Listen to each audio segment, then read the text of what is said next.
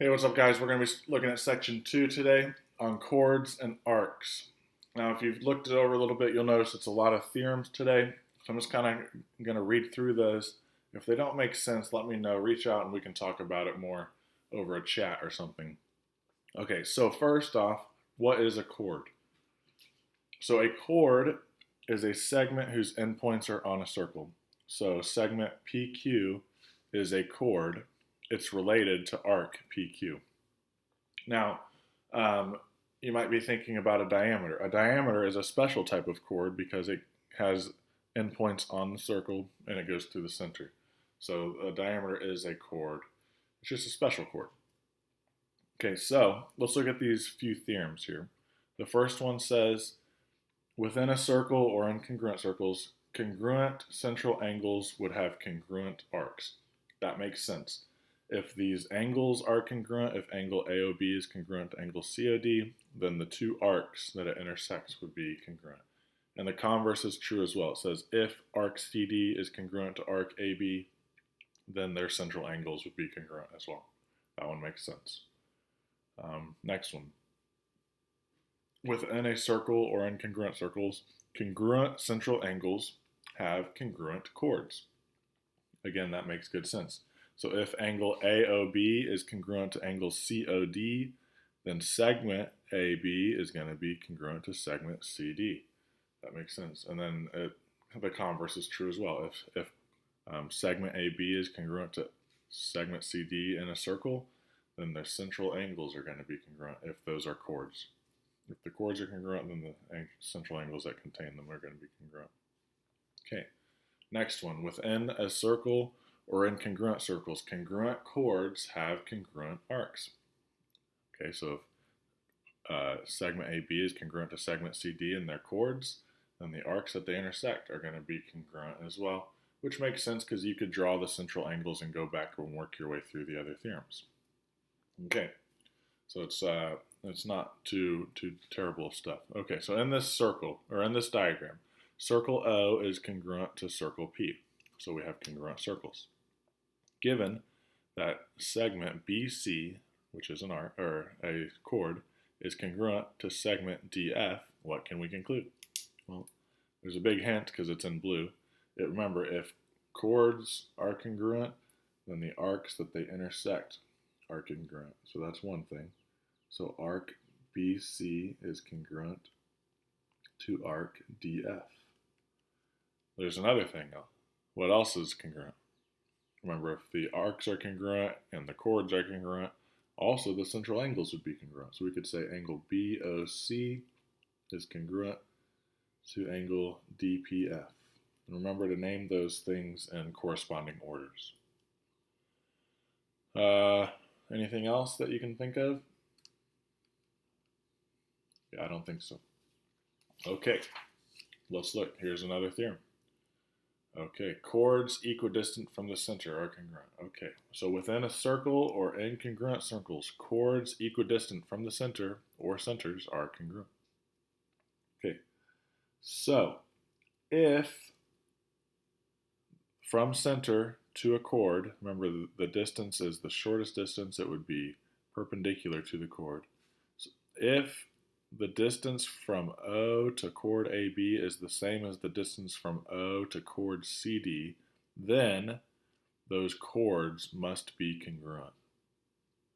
That's what that says. And the converse is true as well. If the chords are congruent, then the distance to the centers are equidistant. Okay, so with circles, there's just a lot of congruent stuff. What is the length of segment RS? Okay, so notice the distance from O to Q is 9. The distance from O to chord SR is also 9. So, since the distance is the same, the chords must be the same length. And the distance from the center to the chord, if it is a right angle, it's always going to cut that segment in half. So if this is 12.5 over here is going to be 12.5. A total length of 25.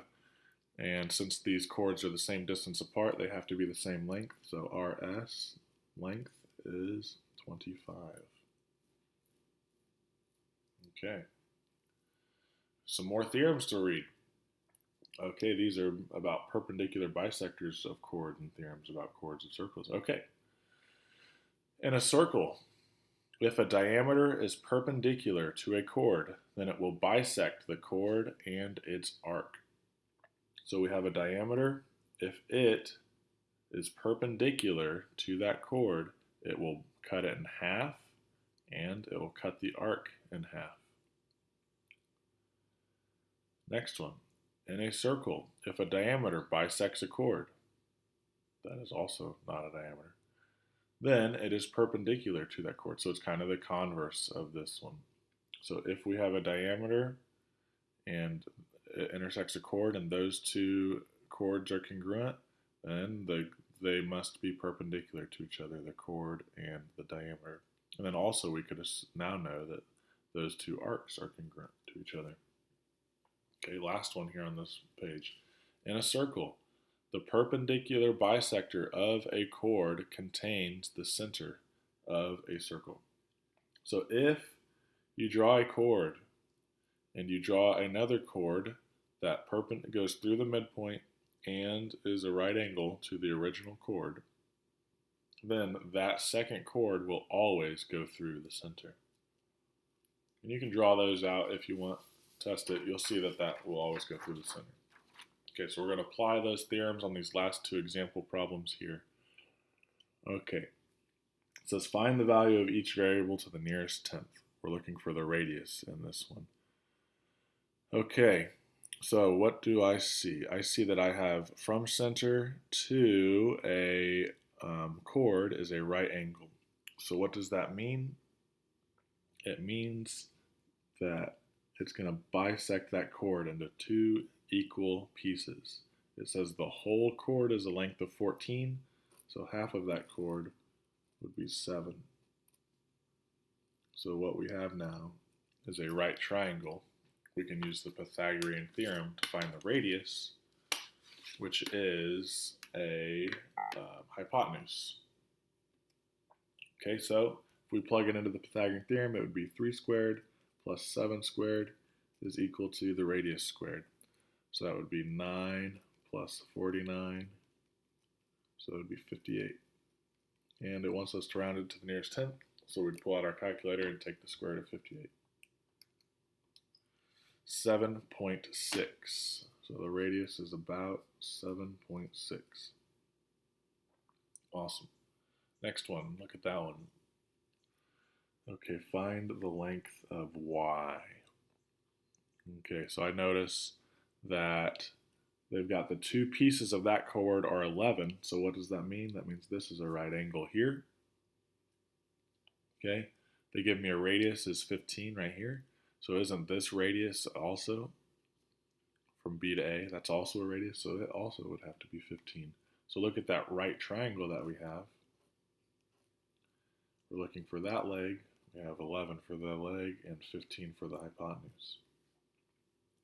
So plug it in the Pythagorean theorem once again. Y squared plus 11 squared equals 15 squared. So that would be 121 and 225. Subtract 121 from 225, and y squared is going to be 104. I think it's going to be about 10.1. Let's see what the calculator says. Square root of 104. Oh, it's 10.2. Slightly off. There you go.